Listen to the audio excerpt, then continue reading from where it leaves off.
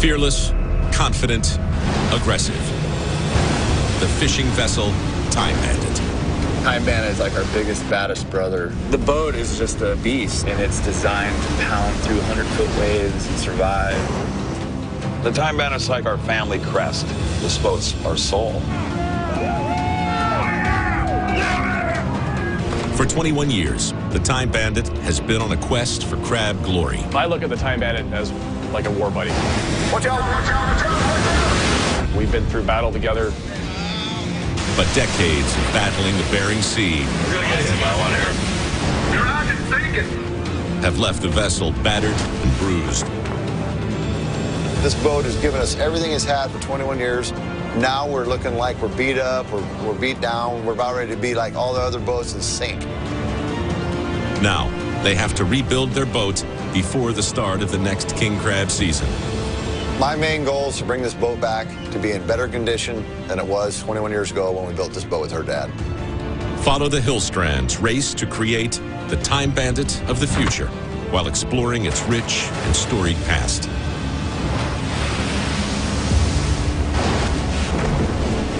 Its deadliest catch, Legend of the Time Bandit.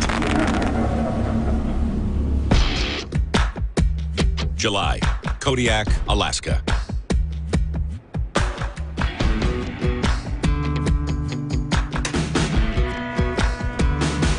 Here's Eddie right now, pulling up the boat. The 113-foot Time Bandit approaches the shipyard, ready for a complete overhaul. Eddie's sweating some bullets because there's throat owners watching right now. All on him. Bring it on. You see that damage on the bow there that punched in on the port side? We got beat up so bad. We've never had an ice shear as bad as this. That's the worst damage we've ever done to our boat. During the recent Ohelio crab season, Get everybody up here! Ice everywhere!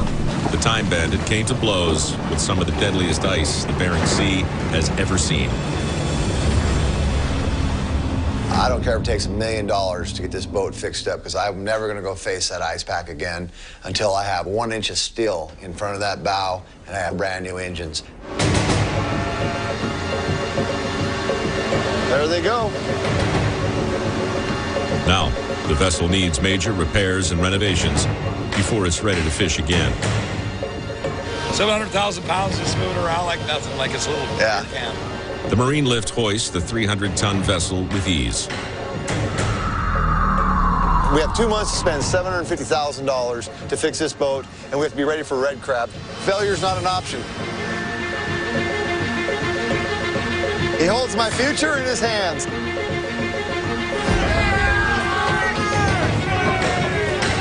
Every year, the Time Bandit catches 150,000 pounds of red king crab, Do a crab dance. worth more than $1 million. Missing one season would be a financial disaster for the entire crew. We're gonna have to cut that out and put a piece in. This is gonna be major. This is a major work to do. During the next 10 weeks, the Time Bandit will undergo its biggest overhaul ever. The 21-year-old engines will be ripped out and replaced with brand new $360,000 600-horsepower mains. And the quarter-inch steel bow will be plated with an additional 3/4 inches of armor called an ice shield. This boat's given us 22 years, so right now we got to give it 2.5 months. Yep. Solid attention. Everybody's got to be here, focused. This is all that matters. We got new motors with 300 more horsepower that are going to propel us as fast as these other boats and burn 20% less fuel than we're burning now. That'd be my daughter right there, my youngest daughter, Cassie. As far as a good all-around deckhand, you're pretty good, but as far as crabbing, you're a girl. The new engines arrive in just 4 weeks, but before they can be installed, the engine room must be gutted, stripped, and repainted. To get started, basically we're getting everything out of the way on the deck here because the engines and generators are going to come up out of that doorway and sit here on deck. We are on a serious 10 weeks. Sounds like a lot of time, but it really isn't a lot of time to do all the work that we need to do. It'll be a challenge. It's like building a boat over again, but we have 2 months now. The original boat took us 9 months to build. We have 2 months. The first step in the renovations is to pull the ailing old engines out. We're getting everything set up so we can pick the motor and hold it, slide it on trolleys, over and around the corner and up the stairs.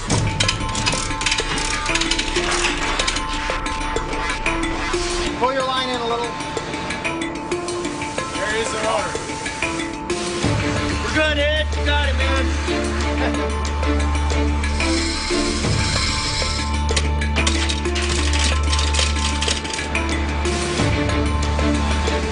Wear down.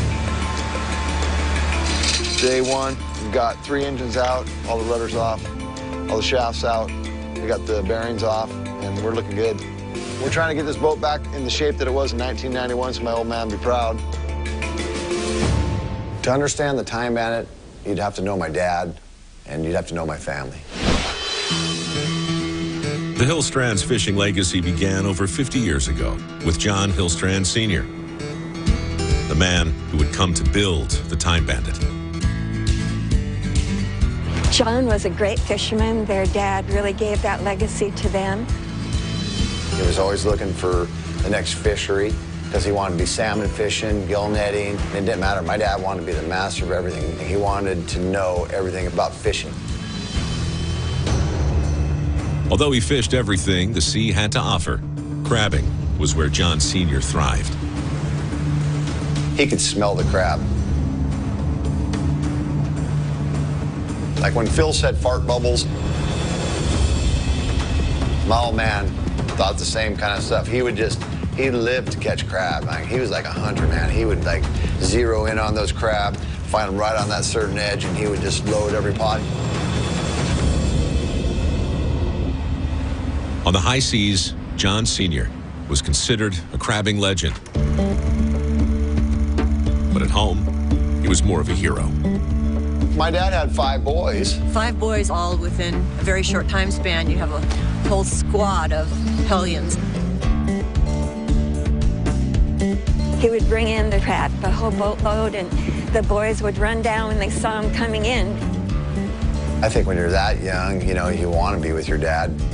Too young to fish with Dad, the boys did the next best thing, taking turns at the helm of a shipwrecked vessel, appropriately called the Try Again. We play on that thing like we were pirates, man. And they would steal my garbage can lids for shields and get driftwood sticks for swords. My dad would literally drive his boat right out past the Homer Spit, and we'd be like looking out the wheelhouse of the Try Again, pretending like we were our dad. I mean, we just wanted to be fishermen so bad.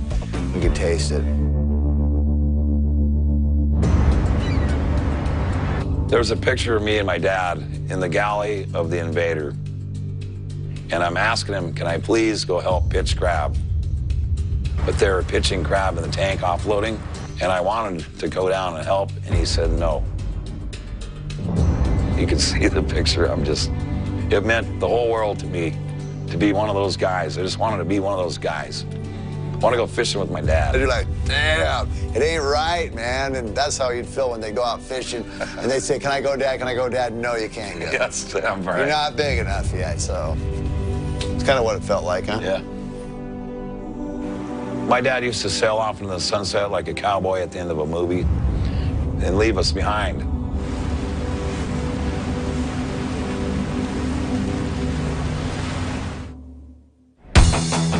Back in the Kodiak shipyard, Wear down. the crew continues to prep the ship for its new motors, scheduled to arrive in just 21 days. The engine room is completely gutted. There is no engines, no generators, nothing, and my voice is echoing in this engine room, and it's really, really weird. After 7 days of gutting and removing the engines, they're ready for phase 2 in the engine room remodel. What we're doing is we're cutting the side of the boat out on both sides so I can sandblast in here and paint everything.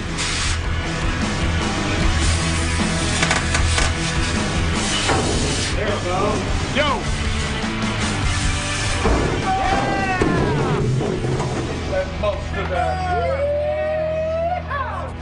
Suiting up. The entire engine room needs a fresh coat of paint before the new motors can be installed.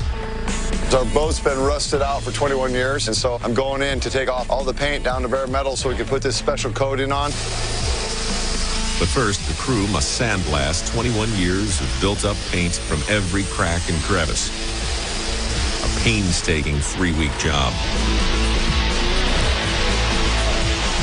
We're totally redoing the whole thing. It's cool, it's inspiring to me, and I'd like to be able to have the opportunity someday to run the boat. Jonathan Hillstrand's son, Scott, hopes to one day carry on the family legacy. I ain't going close with that respirator on. It's bad.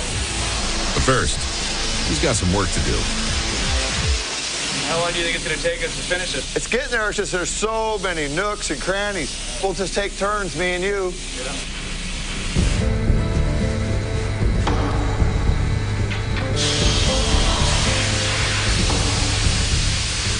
After 15 days, 700 square feet of the engine room have been sandblasted, leaving 200 more to go. They're almost ready for the new engines. Hey, guys.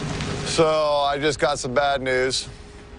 Just talked to the mechanic, and I just found out the engines aren't going to be here for like 10 days. A 10-day delay puts them way behind schedule and dangerously close to missing king crab season. We got to get this engine room painted. That's our main goal right now. We got to just take care of everything we can possibly do for when the engines show up. We can ram them in, and we'll have basically 3 weeks after that to get out the boat in the water and get it to Dutch Harbor. Hey, Scotty, come take a walk with me. Jump in.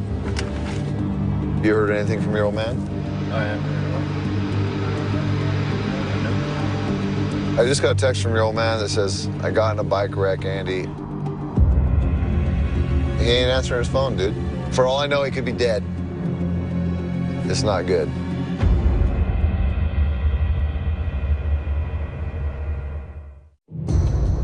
In Kodiak, Alaska, the Time Bandit is 3.5 weeks into a massive overhaul. But work is at a standstill after Jonathan Hillstrand's untimely motorcycle accident.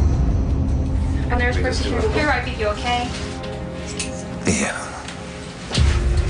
Hi, John. I'm Catherine. I'm the nurse practitioner. Hey. Nice to meet you. Yeah. I'm pretty sure I'm broke. You know, you broke your ribs a few months ago, it looks like. Yeah, three months ago. But what looks like happened is that these ribs were refractured. This one's broken, and this is broken right here. I can see that break right there. So I don't have any choice. I got to get my boat ready, so I have to let them heal the way they are. So I'll have to come in and have you guys check me in a couple months. Yeah. The other thing that will be important is, looks like your lungs have some smoke. Yeah, no smoking. No smoking. Yeah. Okay, Sure. I won't let you down. Okay, now remember, no smoking. I will not smoke. Okay.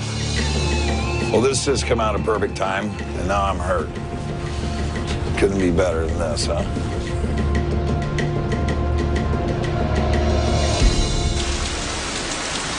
Back at the boat, no one has heard from Jonathan since the accident.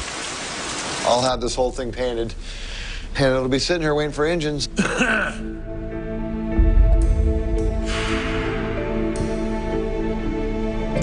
You picked a fine time to show up. You leave us cryptic messages that you've been in bike wrecks and you don't answer your phone. They scared the hell out of us. We didn't know. Dude, you freaked us out. It's not good to do to us, dude. I got it hurt pretty bad. I know I broke my ribs again. What'd you do? You laid over a bike? I got cut off, and then I punched it around this guy, and this bike came out from underneath me. I just went through this. I just got healed, and now I got to do this again. 12 weeks ago, Ready? Here we go. a 3-second bull ride left John with 4 broken ribs. You've been up on a bull, now you're up on a motorcycle. You need to knock that off. All right, brother, go to the hotel, get some rest. See you in the morning shift. I'm glad you're alive.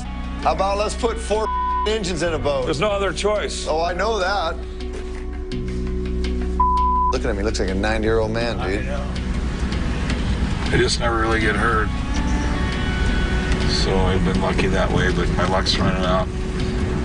You're never supposed to drive your bike faster than your angels can fly.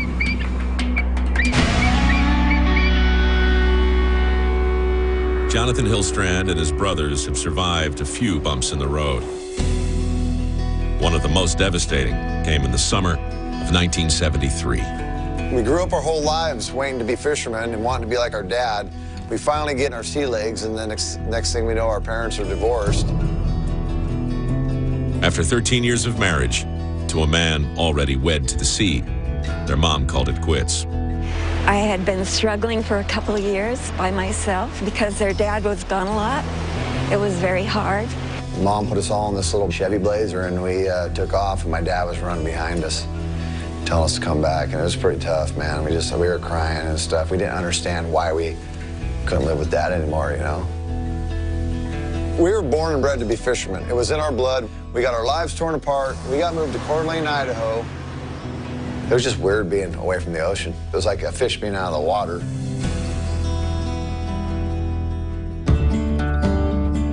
The boys adapted to a life in Idaho, but the Bering Sea was calling. I think being away from the ocean made me want to come back and be a fisherman more.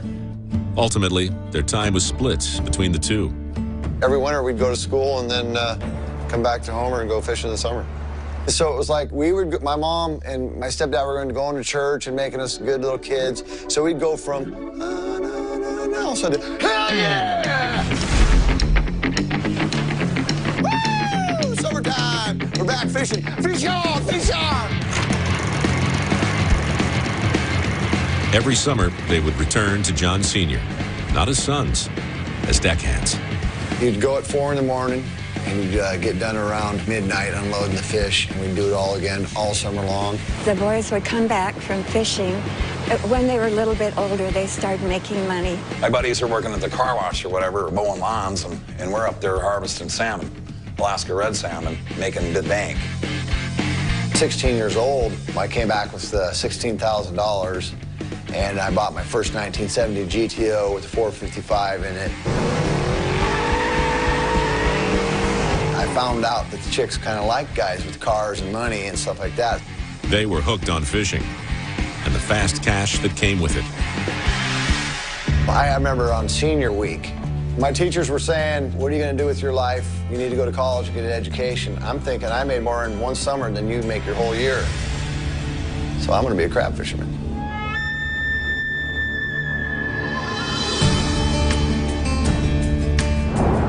After high school, all 5 brothers were back in Alaska, fishing full-time for John Sr., but it wasn't easy.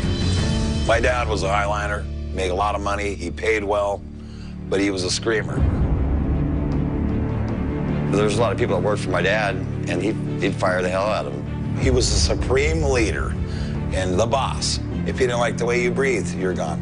There was so many guys, he went through like 23 guys one summer. He fired us too when we were kids. He was like, you're fired! Never was really a buddy with him or talked to him. And I was scared to ask him a question because he'd think it was stupid or something. But anyway, and I was scared of him. Sadly for Jonathan, he was named after my dad. So my dad expected more out of John, because that's my name, John Hillstrand and Jonathan Hillstrand. And I couldn't work with that. And so I left first. And it was almost like he tried to bottle up a tornado of 5 boys, 5 tornadoes in a bottle, and I'm going to keep them here. It didn't work.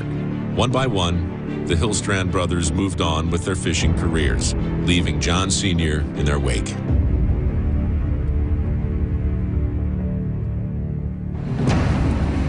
Back in the shipyard. Get your ass in there and paint that engine room. The Time Bandit's engine room is ready for Phase 3 of the overhaul. Getting out of the way of the painter, man. I don't want to get painted.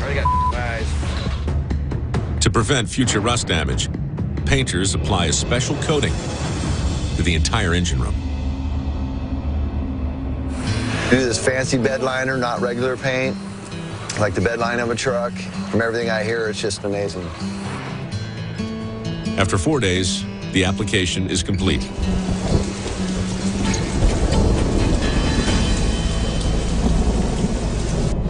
Oh my God, this is the worst paint job I've ever seen in my life.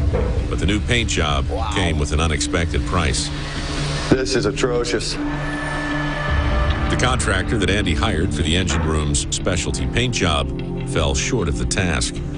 I spent 3.5 weeks doing the most beautiful job sandblasting an engine room you've ever seen, and I walked in my engine room, and it's the worst engine room paint job I've ever seen in my life. This guy's gonna show up to my boat and try to look me in the eye and tell me that he did a good job on this boat. I might punch him in the face. Myself. Let's go. It's just covering the steel. It's not adhered to the steel. It's not stuck to the steel. It's just like a rubber coating. So it's going to rust the whole thing. So we got to pull it all off. The late motors arrive tomorrow, but can't be installed until every inch of the engine room is restripped and repainted. I can't put into words how screwed I am right now. I don't know if we're going to make the season. And if I'm sitting here when the gun goes off, you have to put me in the mental hospital.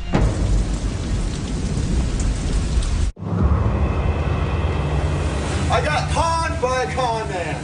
I got caught. During the Time Bandit overhaul, Captain Andy and the crew are faced with a major setback. The material used to paint and waterproof the engine room didn't stick. My engine room is totally screwed. I have to demo out this whole thing, and I have to hand paint my engine room. Put me 2 weeks behind. It just me hard. The new $360,000 motors have finally arrived. But they will sit collecting dust until the engine room is stripped and resealed. We're planning on pulling every last piece out of this engine room.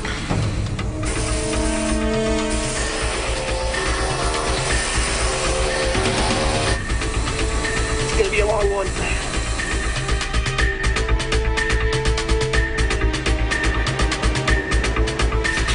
We got the 2 main engine bays scrapped out where we can paint them with primer.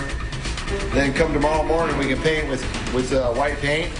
And then we're ready to set the mains inside of there. They'll strand out.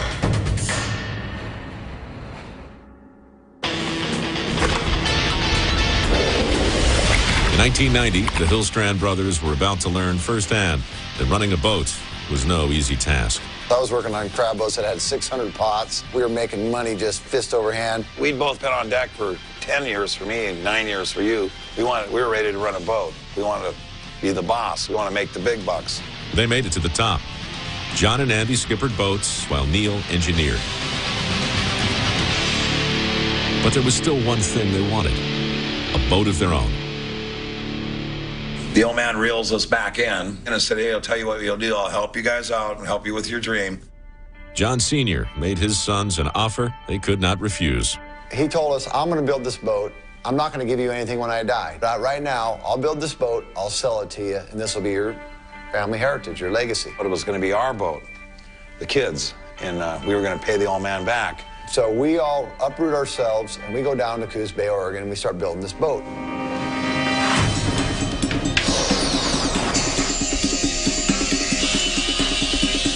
In August of 1990, John Sr. and his sons began building the Time Bandit.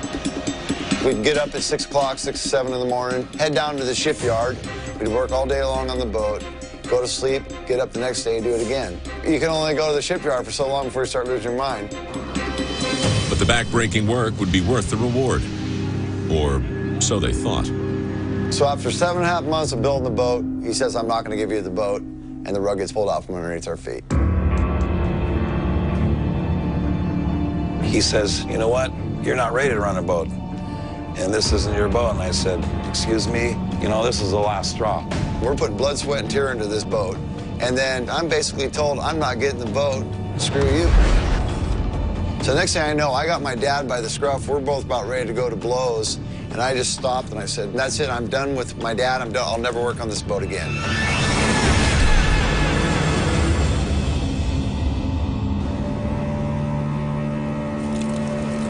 We got so much work to do. We're behind schedule.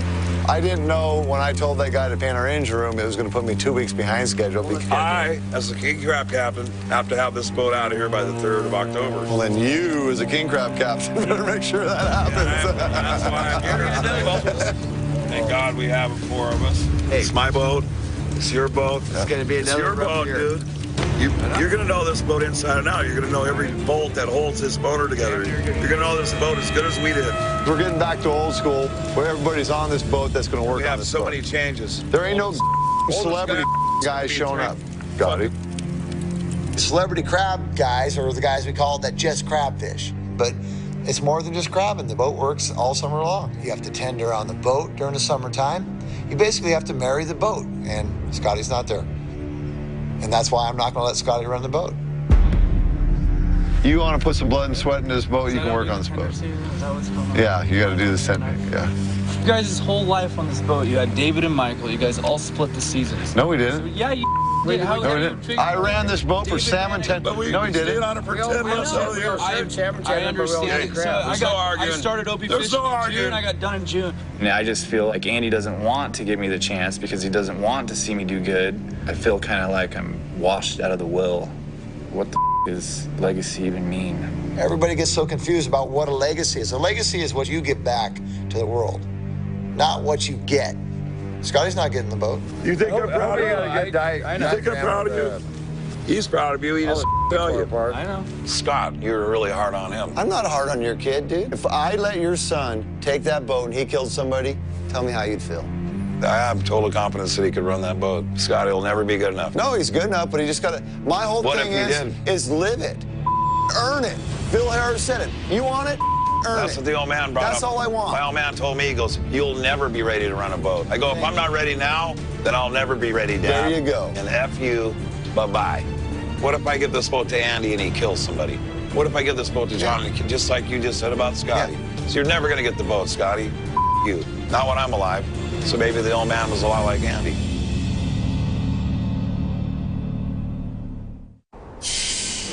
In the Kodiak shipyard, the Time Bandit's engine bays are almost ready for new motors.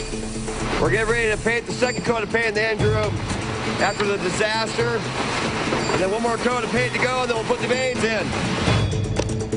While the paint dries, Captain Andy gets the next major project underway, reinforcing the bow with an ice shield. So we're basically going to have 1-inch thick steel where all the ice hits the boat and it crumples up and just goes off to the side. Across the docks, Jonathan is doing some damage control of his own. See all these boats around here? Every one of these boats start out with a lot of hard work and a dream. 8 hours ago, Jonathan's son, Scott, learned that he may never captain the Time Bandit. I want experience in a wheelhouse. I'm 30 years old. Oh, you need to run your own boat in the summer. I'm ready for that next career jump to something different. Just want to hang out with you for a couple days, and me and you never get a chance to just sit around and talk. Oh, I know. Breaks my heart seeing the Cornelia Marie like this. Pretty sad. The kids will get their together, hopefully, but this boat's been sitting here for 2 years. I know you got your together. It sucks working for family. I mean, I got not just you, I got Neil and Andy to talk to. And Andy's just like Dad. You're never going to get the respect. I'm going to tell you, hey, I'm proud of you. He's not going to say it because he's like the old man would. That's all the guy needs is a shot, one chance to prove themselves. I mean, if you up on your first chance, you know, then that's what you do. But you got to give somebody a chance before you can say they can't do something. Anyway, I'm proud of you, kid. Love you. And I can't wait to see you and my grandson out there fishing together. It's my son. I care. I want my son to have the values that I have and hard work ethic, and he does, and I'm happy. Nothing to make me more proud than if you passed on my fishing legacy to your son Sawyer. I know. I'll be your deckhand, man. I'll come work for your ass. I'll be the hydro guy.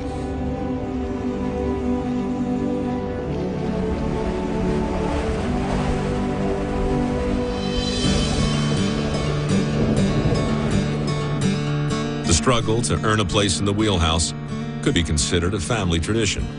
So after 7.5 months of building the boat, he says, I'm not going to give you the boat, and the rug gets pulled out from underneath our feet. I had this big blowout fight with my dad, and I go, be a man of your word. You told us you can't stand a thief or a liar. I go, and you got to be a man of your word. Sell us the boat. That's when we became men in his eyes, is when we stood up to him. This is a big thing. That's what I think he was waiting for. He goes, okay, fine, I'll sell you the boat. You're going to lose it in the first year. 5 of you guys are a bunch of ups anyways. John Sr. agreed to sell his sons the boat for $1.6 million. He said, you're not going to make it. You're not going to be able to make your payments to the bank, and I'm going to have it back anyway. So we had one chance to prove him wrong. And that was king crab season 1991. comes now. The Time Bandit finally launched from the Coos Bay, Oregon shipyard on May 30th, 1991.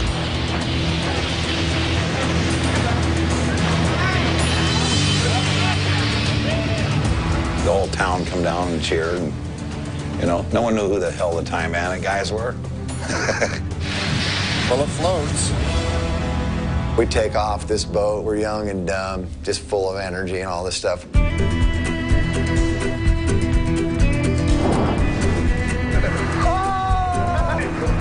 The brothers finally had a boat, but without a big payday, it wouldn't be theirs for long. We had to beg, steal, and borrow to get money for fuel to have our first king crab season. If we're not successful, we don't catch crab, we lose that boat. The old man takes it back. We're losers.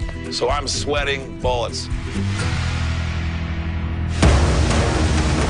I'm on the deckhand crew. Jonathan's the captain of the boat. We get out there. I see 90 boats and on a 6-mile radar. I go, I'm going down on deck, John. I'll see you later. Jonathan found himself at the helm during the height of the Derby days of king crab fishing. We got 168 pots to set. And I don't know how far to set gear apart or nothing. I'm going, Andy, get up here. And he says, no.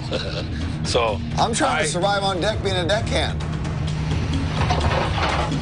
I get all the gear off the boat, thank God. We take like a 12-hour sabbatical and come back. After a restless night at sea, the moment of truth arrived. He gets me up and he goes, hey, dude, we just got to check a couple pots. Let the rest of the crew sleep. You get up and pull them by yourself out on deck. I'll run down and I'll pull the pot. Yeah. So I had to know. I got up and I pulled by myself 7 pots in 1 hour.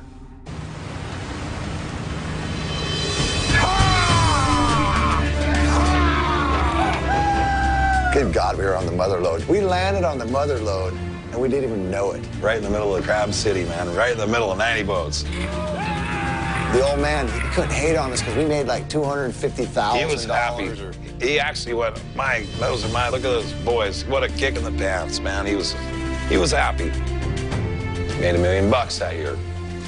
He said, you'll never make $1 million in your life. And so we proved him wrong. And he said that just to make us prove him wrong. So when you think my daddy gave me everything, my daddy gave me hard work and ethic. My daddy didn't give me no boat. But he gave me the chance, and it's what I did with that chance is what matters.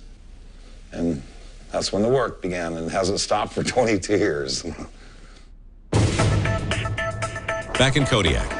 It's go time. Time to put the engines in. The brothers worked to keep the Time Bandit legacy afloat. Eddie, Neil, all hands on deck. After days of scraping, the botched paint job is fixed, and the engine room is ready for its new mains. Multi's engine's got to go in today. It's go time now or never. The main thing I got going right now is I got to get my engines in the boat where Bob can start doing it. We close up these holes. We get everything going back together. That's the main thing. We have $80,000 hanging in the air right now. And we're about ready to shove it in the side of the boat.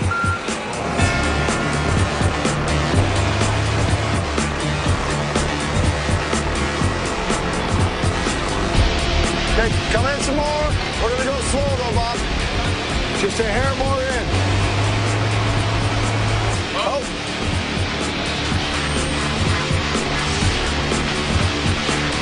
We get this engine in, we got all of our engines in the boat. Come in. Coming.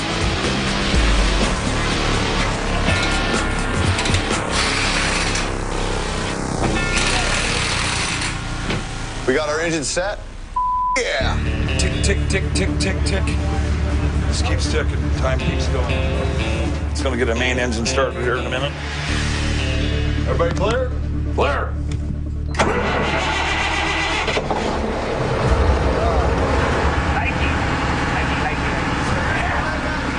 Now it's time to put the boat back together. Get back to work.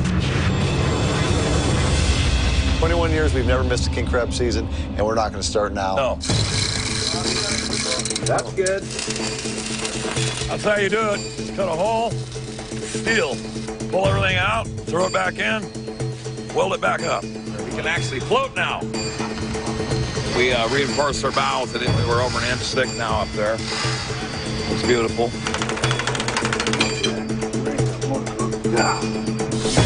So, status. Captain's log. We're gonna be floating tomorrow. Let's go blow some up. Hillstrand's been blowing things up all the way dated back to Grandpa Earl, and that's where we got that bug from. They sell these at the store. Hey, get ready to run! Run, run, run! Oh, God! Oh, Yeah! We still have all our fingers and toes. I don't know how and why in our eyes, our eyeballs. I don't know about you. I'll be lying. That was awesome.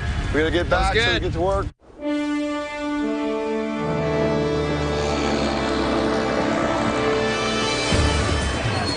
At the Kodiak shipyard, I'm painting this boat back to shape. Getting her looking good. the Time Bandits' 10-week rehab is almost a wrap. Beaver! That paint! I want everybody up here. Now, it's all hands on deck to get the boat ready to reunite with the sea. We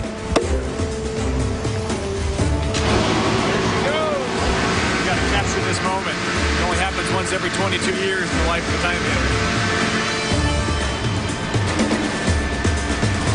That's awesome.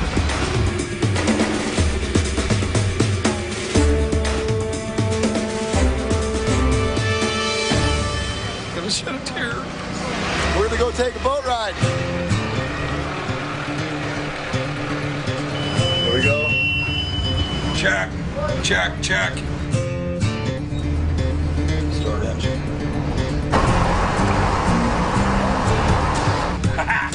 I can tell how much more horsepower I have already just by barely tapping this baby. I think I'm going to be really happy boat owner right now. Thank you, God. Thank you. Over 2 decades ago, the Hillstrands bought the Time Bandit from their father and joined the ranks on the Bering Sea. There was 5 brothers involved back then. So we bought our brother Michael out. He became a doctor.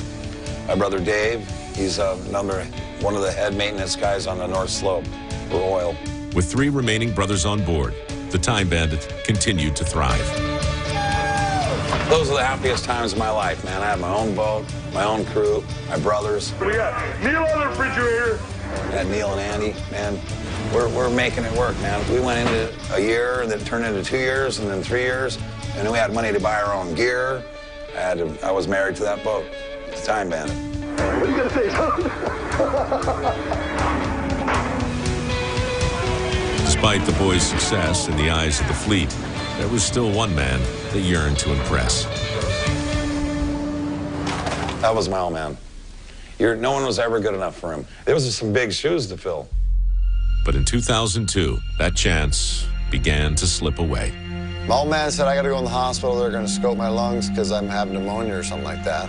John had a pneumonia, and he was in the hospital here, and they were talking about having to put him on a ventilator because he wasn't breathing well. And I'm like, whoa, you know, and I go in there and there's my dad laying there on a breathing machine, just like my grandma was when I saw her die. And I was like, oh, this is not good. The boys were there, and they wanted him medevac to Anchorage, so we dispatched a medevac down to pick him up, and they brought him to Anchorage. And he didn't survive.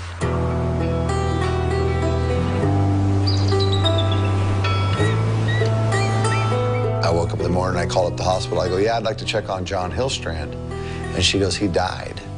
And from right there, I just broke down and started crying and stuff. It was crazy, so. I was in a hotel room, and all of a sudden I could feel my dad was there. And then I go, man, my dad's here. And I could feel like he was there, the presence so strong. And I called Andy up, and he goes, Dad just died. And I went, he was just here. I seen him 2 days earlier. He was doing great. The sun was shining, and he was behind his property on the spit. And I said, I love you. And he told me he loved me. And told me he was proud of me. And then 2 days later, he's gone. I wish I had more time with my dad. It's the only thing I wish. You know, only thing I regret is I wish I had more time. My dad.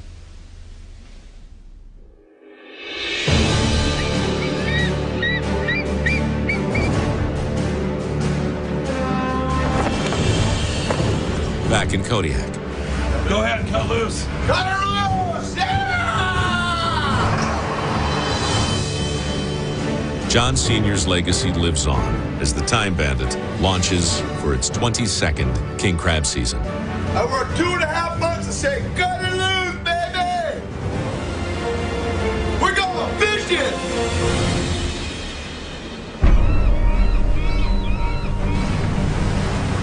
We're getting out of the shipyard and we are going to celebrate! Say hello to my little friends. That's a lot of fireworks. You think? The old man always liked explosions. Right, Beef, hit him up!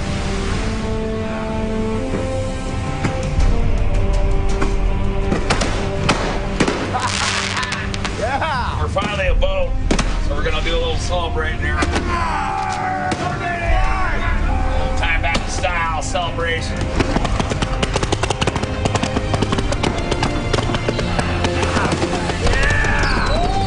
I think right now, what we're doing, my dad would go, taught them kids good, you know?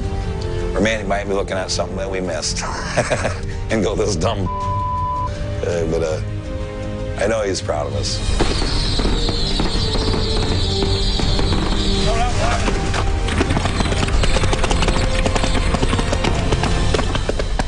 Me and the brothers have come a long way.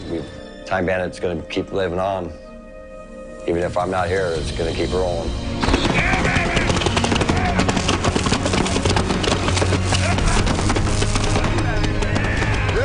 I think my dad lives on in our boat, the Time Bandit, because every bolt on our boat we touched with the old man being around, he was there. That's my dad's gift to us. He lived and breathed it. So that's my dad right there.